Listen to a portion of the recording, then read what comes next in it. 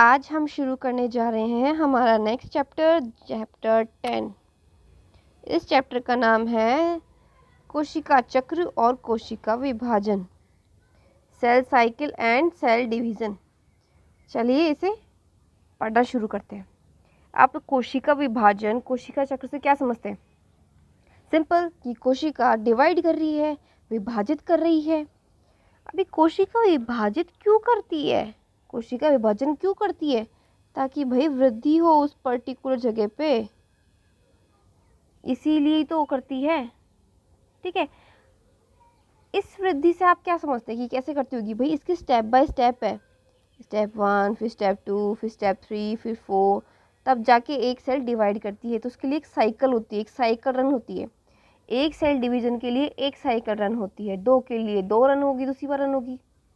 ठीक है, अब आप सोचोगे कि कब होती है कोशिका विभाजन, कैसे स्टार्ट हुई है, आरंभ क्या है? क्या आपने फीमेल्स में एग का नाम सुना है, अंड का? क्या मैं बताऊं, मेल में आपने स्पर्म का नाम सुना है, हिंदी में बोला जाए तो शुक्राणु। ठीक है, इनकी मेटिंग होती है और क्या बनता है? जाइगोट, हिंदी में कहा जाए तो युग्मनज। अब ये युग्मनज, इसको आगे जाके भविष्य में एम्ब्रियो बनाना है, फीटस बनाना है, एक बच्चा बनाना है। तो क्या ये एक से बन जाएगा क्या? जी हाँ, इस एक में इतनी कैपेबिलिटी है कि ये divide and divide and divide, विभाजन कर करके एक परिपक्व शिशु का निर्माण कर देगा। कैसे? अभी तो ये एक सेल है, अभी तो जाइगोट ये एक सेल है, फिर डिवाइड होगी, 2 बनाएगी, फिर ये डिवाइड होगी, 4 बनाएगी, फिर ये देखो अब ये डिवाइड करती जा रही है, अब ये डिवाइड करती ही जा रही है। इस तरह से डिवाइड करके करके ये फाइनली एम्ब्रियो बना लेगी, वो बच्चा।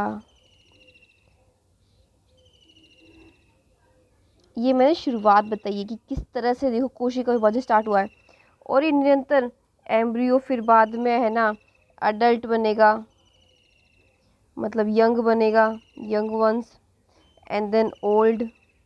तो ये निरंतर डिवाइड करती जाएगी, सेल्स डिवाइड करती जाएगी, वृद्धि। आप हाइट देखो, क्या जन्म के समय जो आपकी हाइट थी, क्या अभी भी वही हाइट है? नहीं ना, डिवाइड हुई ना, ग्रोथ हुई ना, आपकी बढ़ी ना।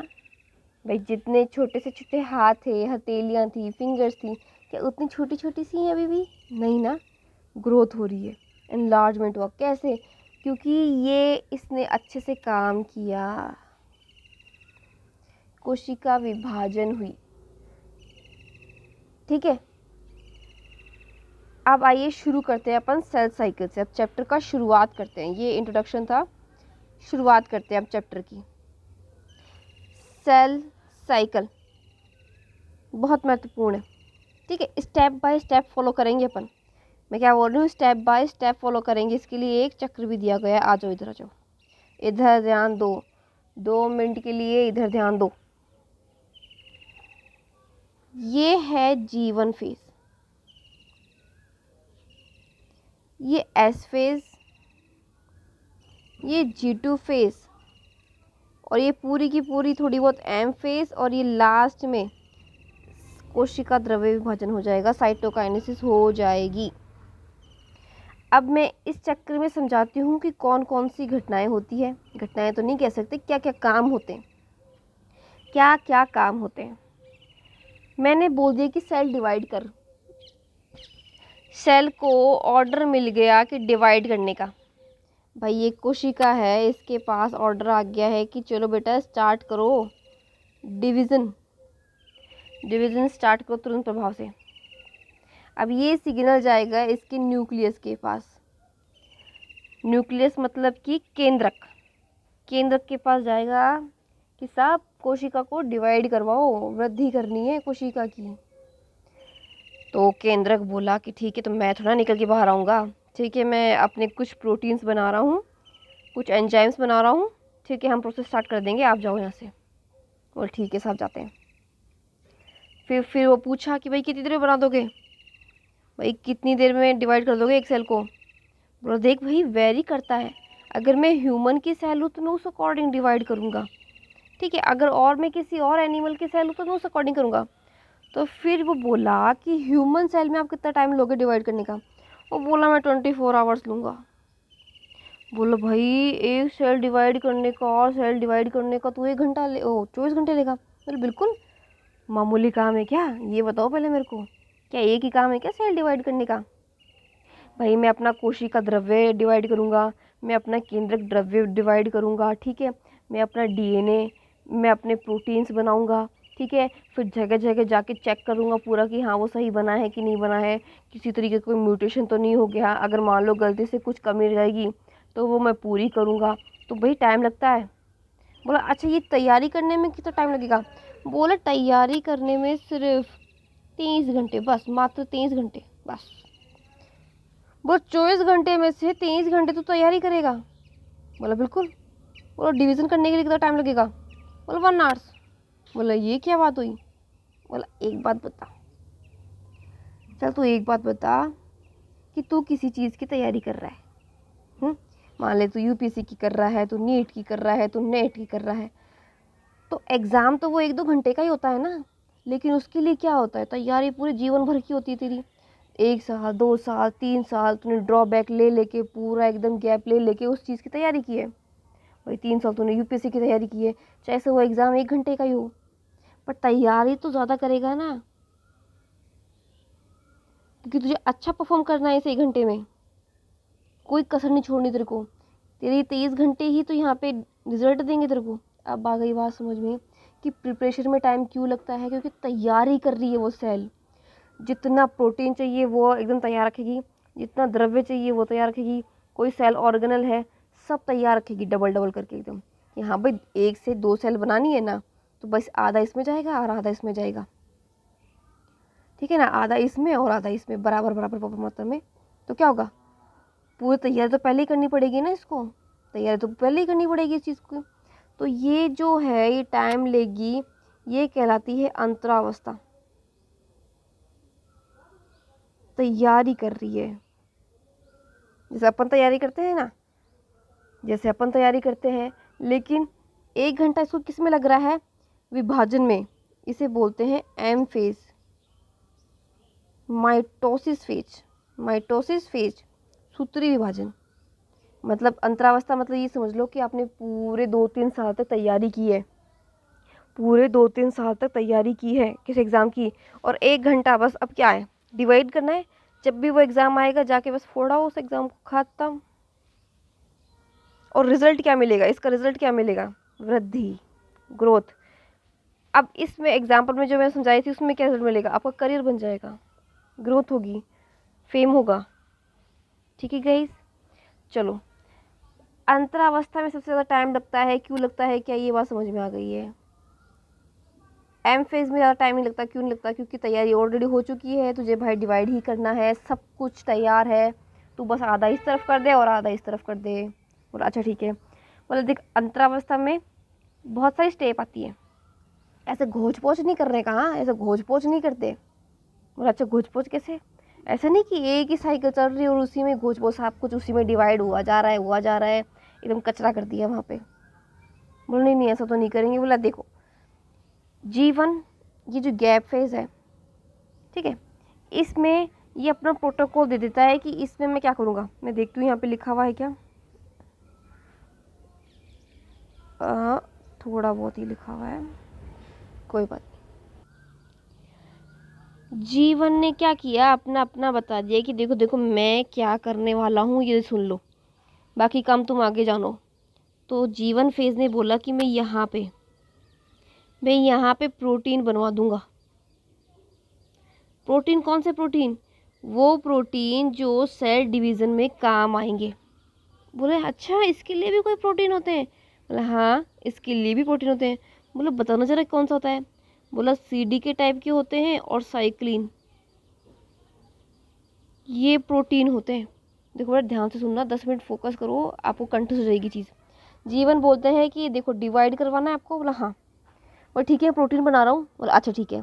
कौन कौन से प्रोटीन दे रहे हो, बोला एक तो मैं दे रहा हूँ CDK और एक दे रहा हूँ मैं साइक्लिन। ये दोनों प्रोटीन ले जाओ। भाई न्यूक्लियस थोड़ा निकल के आएगा बाहर, वो थोड़ा आएगा, तो ऑर्डर दे रहा है कब प्रोटीन वोटीन बनाओ फटाफट। तो इन्होंने क्या है CDK और साइक्लिन ये दोनों प्रोटीन बना लिए। तो प्रोटीन बना लिए, तो अब कहा जा रहा है कि जो CDK और साइक्लिन है ना, ये कोशिका विभाजन में काम आएंगे। ठीक है, अब जो CDK है बेटा, CDK और जो साइक्लिन है स्पेसिफिक है बेटा। मैं क्या बोल रही हूँ, सुनो ढंग से, स्पेसिफिक है, एकदम स्पेसिफिक है। भाई G1 में कौन सा CDK एंड साइक्लिन काम आएंगे वो भी स्पेसिफिक है। ठीक है, G2 में कौन से काम आएंगे वो भी स्पेसिफिक है, और S में कौन से काम आएंगे वो भी स्पेसिफिक है। जो G1 में काम आ रहे हैं CDK साइक्लिन, जो G1 में काम आ रहे हैं CDK और साइक्लिन, बेटा वो काम नहीं आएंगे S फेज में। इसके लिए दूसरे टाइप के होंगे, इसके लिए दूसरे टाइप के CDK साइक्लिन होंगे। मेरी बात क्लियर हो रही कि नहीं है? ऐसा नहीं कि बस जो प्रोटीन बना दिया इन्होंने और बस वो उसी से काम चला रहे हो, ना ना ना ना ना। इन सभी फेजेस के CDK एंड साइक्लिन अलग होंगे। बट ये क्या करेगा, G1 में जिन CDK साइक्लिन को एक्टिवेट होना है वो उनको उस वक्त एक्टिवेट करेगा। बनाएगा तो सारे फेज के, CDK साइक्लिन बनाएगा तो सब फेज के। कि भाई CDK साइक्लिन ये वाला बनाया मान लो G1 के लिए, ये वाला बनाया इसने S के लिए, और एक और CDK साइक्लिन का ग्रुप बना दिया इसने किसके लिए, G2 के लिए बेटा, G2 के लिए। ये G2 के लिए, ये S के लिए बनाया और ये G1 के लिए बनाया। बट जब जिसका काम है उस वक्त वही एक्टिवेट होगा। अगर यहाँ के CDK साइक्लिंग का काम है तो ये वाला एक्टिवेट हो जाएगा और काम करेगा। जब इसका टर्न आएगा तब ये वाला एक्टिवेट हो जाएगा, जब इसका टर्न आएगा तब ये वाला एक्टिवेट हो जाएगा। आई बात समझ में? यहाँ तक बात आई समझ में? ये देखो बेटा इम्पॉर्टेंट है, आपके NCERT में नहीं दे रखा है ये, बट ये इम्पॉर्टेंट है। उन्होंने बोल तो दिया है कि प्रोटीन बनाएगा नेसेसरी, पर कौन सा प्रोटीन बनाएगा ये तो बताओ, ये तो बताओ। तो ये मैंने आपको बता दी बात, ये मैंने आपको बता दी बात।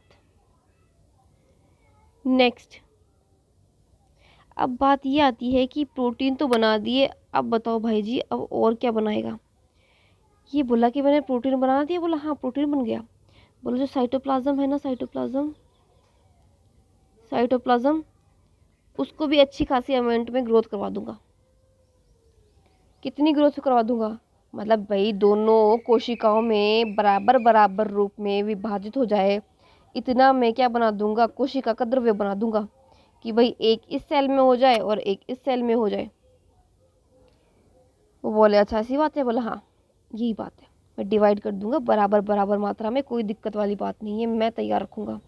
तो जीवन में क्या हुआ, जीवन में जो भी रिक्वायर्ड प्रोटीन है, चाहे G1 के हों, चाहे S के हों, चाहे G2 के हों, ये बना देगा, ये बना तो देगा। लेकिन ये प्रोटीन कब एक्टिवेट होंगे, जब इनकी ज़रूरत होगी, जब इनकी ज़रूरत होगी। तो प्रोटीन बना दिए, जितना ज़रूरत है उतना सारे के सारे प्रोटीन बना दिए, और साइटोप्लाज्म का रख दिया इसने अमाउंट पूरा भारी भारी एकदम, कि भाई जी मेरा काम हो गया है, मेरा काम हो गया है। अब S फेज की तैयारी, मतलब मेरा काम हो गया है, आई एम डन, मैं इतना ही काम करूँगा, मेरा हो गया। तो भाई ठीक है, जीवन हैप्पी हो गया, अब उसने अपना सारा काम कर दिया, कंप्लीट देयर वर्क। अब टर्न आ गया S फेज का, वो ये एक सेल में बातचीत चल रही है कि भाई मैं तो ये बना लिया, बस अब तू देख ले। अब S फेज में क्या होगा, S फेज में होगा DNA डुप्लीकेशन। कैसे डुप्लीकेशन होगा, क्योंकि ये वाला जो प्रोटीन और ये साइकिल है ना, ये इसमें आ जाएंगे और एक्टिवेट हो जाएंगे, एक्टिवेट कर देंगे इसको और इसको एक्टिवेट कर देंगे। अब ये DNA डुप्लीकेशन क्यों करवा रहे हो भाई साहब, बोले एक बात बता, पहले कोशिका एक थी, देखो मैं इधर समझा रही हूँ, देखो इधर देखो, पहले कोशिका एक थी, ठीक है, तो एक केंद्रक था, उसमें डीएनए भी उसके हिसाब से ही था। बट अब तूने जीवन फेज करवा दी, तो सेल की क्या है, कोशिका द्रव्य तूने बढ़ा दिया, इतना बढ़ा दिया कि दो बराबर बराबर हिस्सों में बट जाए। तूने प्रोटीन की अमाउंट भी बढ़ा दी, बहुत सारे प्रोटीन बना दिए, कोशिका द्रव्य बना दिए, भर दिया। अरे भाई, दो शरीर का, दो कोशिकाओं की जिम्मेदारी मैं अकेला लूंगा क्या? दो कोशिकाओं की जिम्मेदारी मैं अकेला लूंगा क्या? बोला इतना बड़ा शरीर और इतना सा दिमाग, कैसे अटेंड करूंगा मैं इतना सारा कोशिका द्रव्य लेके, प्रोटीन लेके? तो भाई इसको डिवाइड करने का प्रोसेस चालू कर तू अब। तो न्यूक्लियस सोचा कि यार बहुत सो लिया, बात तो सही कह रहा है ये, डिवाइड तो करना ही पड़ेगा। तो जो न्यूक्लियस होता है ना, उसके अंदर होता है डीएनए। जिसने सुना ये चीज़ वो अच्छी बात है, जिसने नहीं सुनी चलो अभी पता चल जाएगा। ये है डीएनए, अपना जेनेटिक मटेरियल। अभी सो के उठेगा कि चलो भाई अब डिवाइड कर ही लेते हैं, सब कुछ रेडी हो गया, अपना काम आ गया। तो देखो अपना काम है तो अपने को अपना काम करना ही होगा, देखो इसमें कोई आलस नहीं होना चाहिए, अपना काम अपना पूरा टाइम पे करेंगे। तो डीएनए क्या करेगा, अपना डुप्लीकेशन कर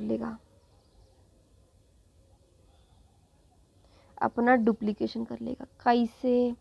ये जो डीएनए की डबल स्ट्रैंड है, ये पहले स्प्लिट हो जाएगी सिंगल सिंगल में, ये लो जी हो गई। अब इसने क्या किया, अपने आप को रेप्लिकेट कर लिया। डीएनए की यही तो खास बात है जी। ये लो साहब, रेड वाली पुरानी कॉपी और ये ब्लू वाली न्यू कॉपी, ये लो जी हो गया डीएनए डुप्लीकेशन।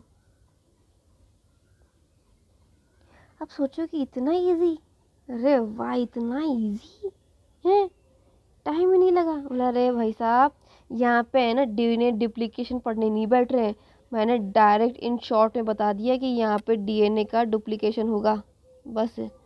अभी क्या डीएनए रेप्लिकेशन पढ़ा थोड़ा बैठूंगा यहाँ पे मैं, बस मैंने आपको चाहिए था ना, मैंने करके दे दिया। डीएनए डुप्लीकेशन नेक्स्ट में क्लास में पढ़ेंगे, 12th क्लास में पढ़ेंगे वो, ठीक है ना, अभी थोड़ा पढ़ लोगे सब कुछ ही। तो भाई ठीक है, डीएनए डुप्लीकेशन करके देख दिया।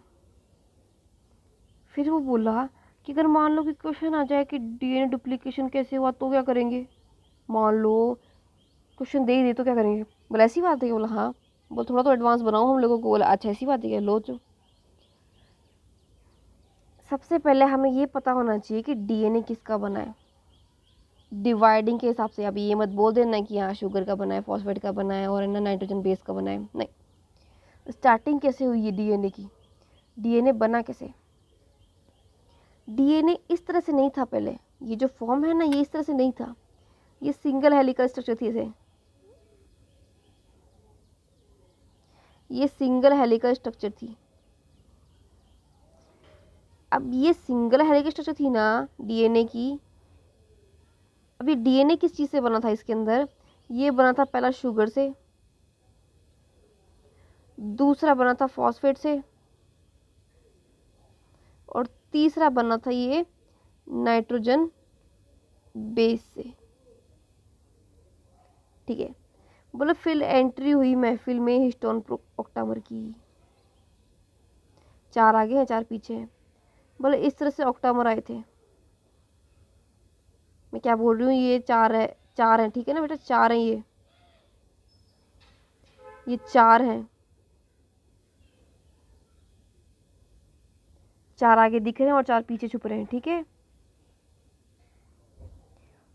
हिस्टोन ऑक्टामर की एंट्री हुई, तो डीएनए तो क्या था, नेगेटिवली चार्ज था, और ये ऑक्टामर पॉजिटिवली चार्ज थे।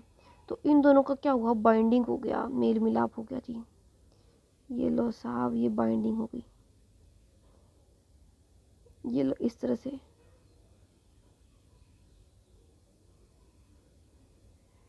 फिर ये लोग और कुंडलित हुए, फिर इस तरह से अरेंजमेंट कर लिया। यहाँ पे ऑक्टामर ही है, ठीक है ना, अरेंज है पूरा। फिर और इतना ट्विस्ट होने लग गए, ये देखो, देख रहे हो,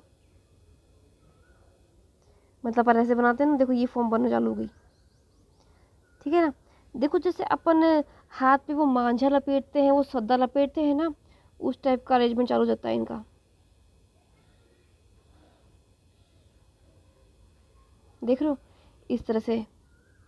एंड देन फिर डुप्लीकेशन जब हुआ तो आधा इस तरफ, ये लो साहब, ये बन गया ये। अब समझ में आ गया कि मैंने किस तरह से डुप्लीकेट किया ये चीज़, ये थ्रेड कैसे बनाए। ये चीज़ यही है। तो मैंने यहाँ पे क्या कर दिया, डीएनए का डुप्लीकेशन कर दिया साहब।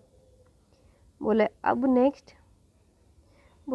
नेक्स्ट क्या, डीएनए डुप्लीकेशन हो गया, मेरा काम हो गया भाई। डीएनए डुप्लीकेशन हो गया, मेरा काम हो गया।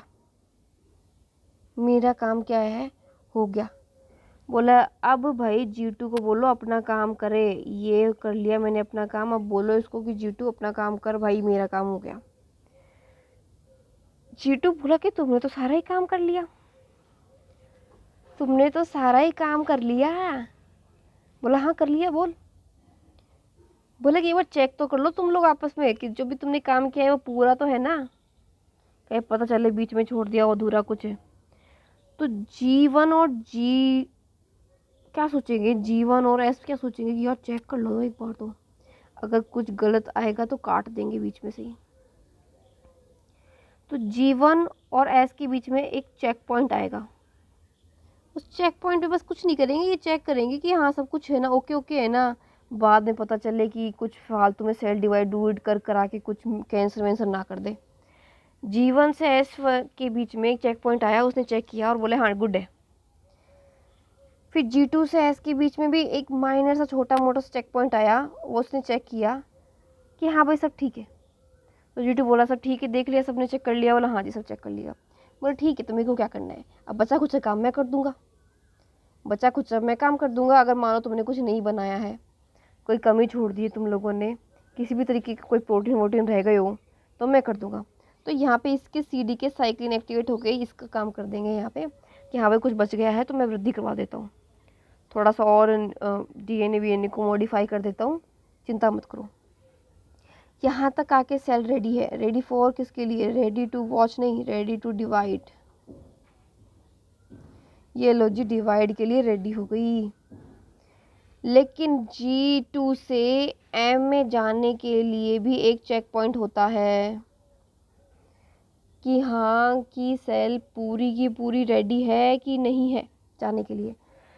तो हाँ हमें पता चलता है कि रेडी है, तब जाके पूर्वावस्था, मध्यावस्था, पश्चावस्था, अंतावस्था, ये M फेज का पार्ट है। यहाँ पे कोशिका, यहाँ से क्या होगा, कोशिका का डिवीज़न एक्चुअल में शुरू हो जाएगा।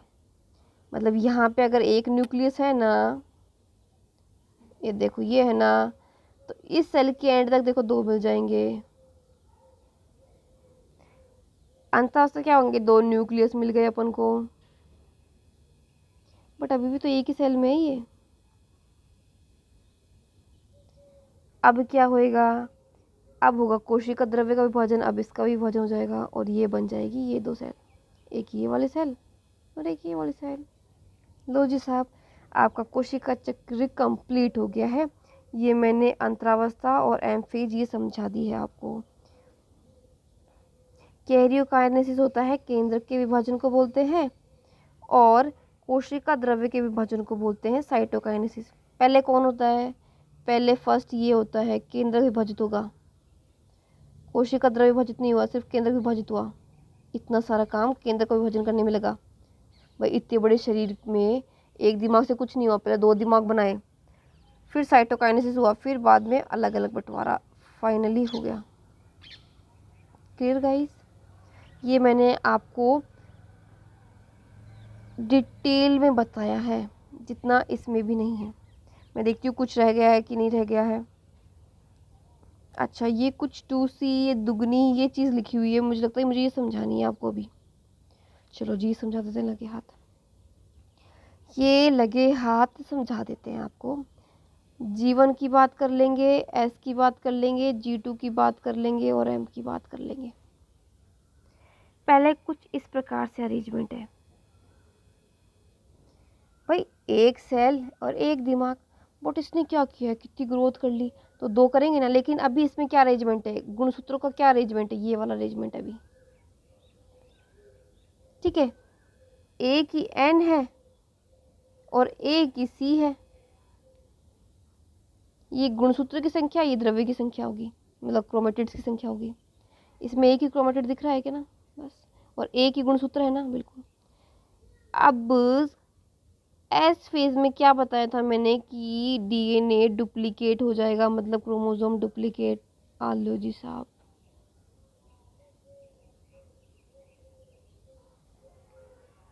आलो साहब, डुप्लीकेट हो गया, ये तो क्या हो गया, डुप्लीकेट हो गया। अब क्या लिखोगे भाई, डुप्लीकेट करवा रहे हो आप इस चीज को, तो अब 2n कर दिया और 4c कर दिया, ऐसा का ऐसा इसमें पहुंच जाएगा G2 में। और एम फेज के एंड में क्या होगा, एक इसके पास और एक इसके पास। क्लियर गाइस, मतलब यहाँ पे एक था, एक से दो हुए, दो होते तो दो से चार हो जाते भाई, 2n 2c। फिर यहाँ से डिवाइड हुआ, इसका ये वाला डिवाइड हुआ, इसका ये वाला डिवाइड हुआ, इसका तो ये वाला डिवाइड हुआ, इसका ये वाला डिवाइड हुआ, तो क्या बन दिया, 2n, दो गुणसूत्र और 4c, चार क्रोमेटिड, 1 2 3 4। इसी तरह ये ऐसे का ऐसा इसमें चला गया, क्योंकि इसका काम तो यही था, ये सेम टू सेम इसमें पहुंच गया। और यहाँ आके अलग अलग एम फेज के एंड में, साइटोकाइनेसिस के एंड में ये अलग अलग आ गया, खत्म कहानी। ये भी मैंने समझा दिया आपको। और ये जो विभाजन देखा गया है ना, वो प्याज की जड़ में दे, ठीक है, इसी से क्वेश्चन आएगा, इसी चीज़ से बन के क्वेश्चन आएगा। अब नेक्स्ट में मैं आपको सूत्री विभाजन एम ये समझाऊंगी डिटेल में। अभी तो मैंने आपको अंतरावस्था समझाई है, सेल साइकिल में अंतरावस्था समझाई है मैंने अभी। अब मैं ये वाले बताऊंगी आपको, अभी तो मैंने ये कंप्लीट करवाई है आपको, अंतरावस्था कंप्लीट करवाई है, कंप्लीट। मैंने वो एडवांस चीज़ भी बता दी है आपको जो आपकी एनसीईआरटी में नहीं है। अब नेक्स्ट एम फेज बताऊंगी, ठीक है, तो वो हम पढ़ेंगे नेक्स्ट वीडियो में। तब तक के लिए thank you so much, and thank you so much for listening me.